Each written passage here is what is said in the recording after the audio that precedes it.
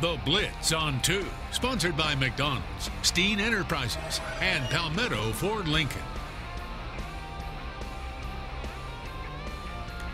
Well, hello, everybody. We're just two guys in suits talking some high school football. We can do that every now and then. Guys in makeup talking about sports. Could there be worse things? I didn't put any makeup on, so you're speaking for yourself, buddy. That's been Murphy. I'm Brandon Baylor. Plenty of schools in action tonight for Week 0, Day 1, some chasing a state title. Yeah, and today was my first Week 0, and I can tell you there was more than 0 points on the scoreboard. I was out there. Exactly. I can tell you I was at the Bishop England game today. I was maybe there for 15 minutes.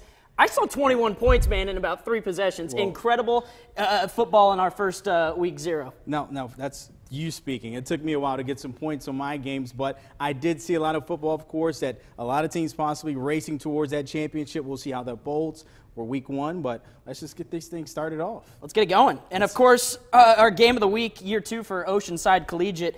They're looking to go and win their first game ever. First game. Cane Bay looking to rebuild, and the Stags Region 6 title, and a new look for Porter-Gaud. They lost a lot of guys from last season. 19 seniors, I remember you saying at one point, right? Absolutely incredible. And then talking about staying in Region 4, 6A, we're still looking at the Stags to defend Region 6 title. Of course, those guys shocked everybody with head coach Randy Robinson. Big season for them last year, winning 9 games and then actually winning the division itself. So can they do that again? Starting tonight, taking on his old school, Daniel. And then looking at a younger roster, just like we said, Porter-Gaud, young team, 19 seniors graduated. Can the Cyclones ride the youth movement and back into a stacked region themselves? And something not on this list, Bishop England, they've got a senior quarterback in Leo Albano. We'll get to him in a minute, but right now the game of the week, Oceanside, Pinewood Prep. Oceanside looking for that first program win. Yeah, here not the best start. Fumble in your own end. Literally the first possession of the entire season. What I love about high school football, the guy running the ball right now, he actually recovered the fumble to get them the ball. Matthew Lathan, he's going to be the guy to score the touchdown. So you recover the fumble, you go for 20 yards all the way to the goal line, and then you get to punch it in. Pretty good start for Lathan season. But the turning point in the game, Sam Hartman, the right arm of Sam Hartman, a senior from North Carolina, actually transferred to the state of South Carolina, follows Chad Greer, his coach. He leads a comeback all the way behind 34 points. Wow. They put up 27 unanswered. They get their first win, 34-17. They've been talking about this all week long. Oceanside getting their first win. We said it earlier. It starts with Sertoma. That's where most teams, they get that momentum. Ball was rolling. And it was rolling for them. That's good for them. Hey, I mean, and I can tell you that kid we showed you, Sam Hartman, great kid on and off the field. He's a real leader on this team. And he proved it today, was voted the unanimous captain of this Oceanside team. And he's only been with the team for about 4 weeks. So that's pretty impressive. Now talk about another team that actually shocked the world last year. Last season, before the season started, the Cobras had a lot of question marks. Well, what was their identity? Could they compete in Region 6? Well, the Cobras muted all the doubters after finishing the season 10-2. Meanwhile, the Swamp Foxes of Ashley Ridge, off to a slow start, witnessed their season sputter out of control and finishing 4-8. But it was a different story tonight in Somerville. Ashley Ridge visiting the Cane Bay Cobras. Head coach Russell Zura and the guys trailing the Swamp Foxes 20-7 in the second. On third down, Cane Bay comes up with a crucial stop there. Good for them. Now it's time for the offense. R.J. Roderick Jr., the commit to the Gamecocks. Well, he got things going. R.J. would fake the handoff here and uses his legs. Decides to take it himself, but gets whacked there right about the 30 helmet before it came off. So he has to come off the field for one play. Enters DeAndre Walker at quarterback. He keeps it himself, makes a little shimmy move there, goes out inside, and then he takes a hit as well. But he still moves the chains. R.J. back in for the Cobras. R.J. will lob one up to the end zone. Walker comes down with it. Their second touchdown, extra point, was good. Ashley Ridge would end up 20-14 up at that point, but the Cobras would fall at home. Ashley Ridge wins 34-20. Big win. All right, let's take this thing to Daniel Island, Bishop England, and Christchurch. Look at those fans for B. They love it. Actually up 22-10 in the first half. But don't count out Christchurch. Hands team and one is what we like to call that. Okay.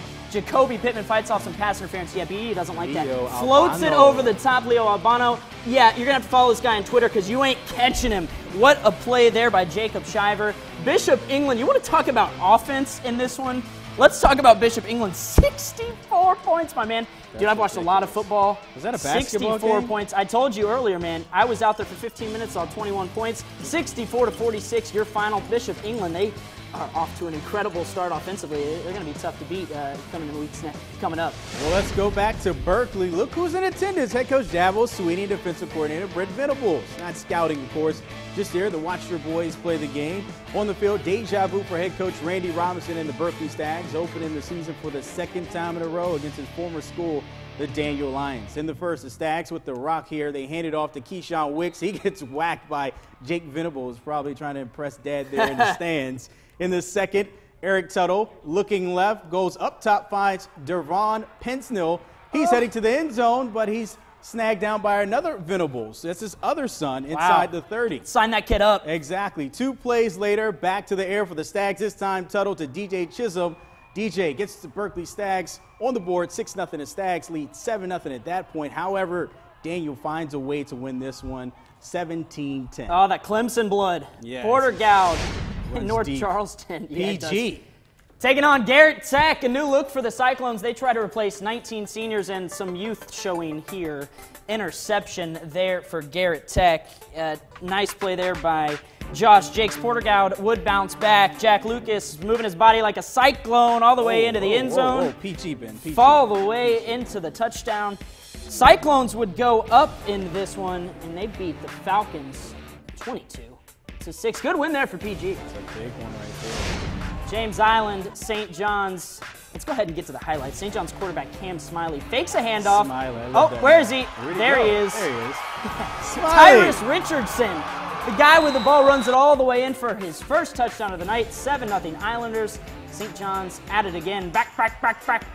Long pass to Julian Graffengrit. Another end zone, another touchdown. 14-0. Later in this one, James Island coming on back. Daquan Vincent responds with a long touchdown of his own to Rodney Hamilton in the end zone. Second touchdown of the year for the Island, but they fall a touchdown short, 34-28. Wow.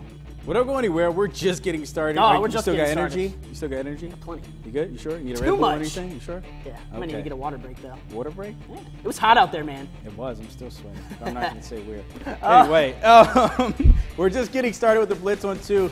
Speaking of the Green Wave riding arm of junior quarterback Jonathan Bennett, they call him JB2 Gloves. Hey. Can Somerville get over the hump and get off to a good start in 2017? Plus, the W's, Wando, West Ashley, and a little military magnet in action. Those games coming up. Don't go anywhere. The Blitz on the other side. Stay with us. Woo!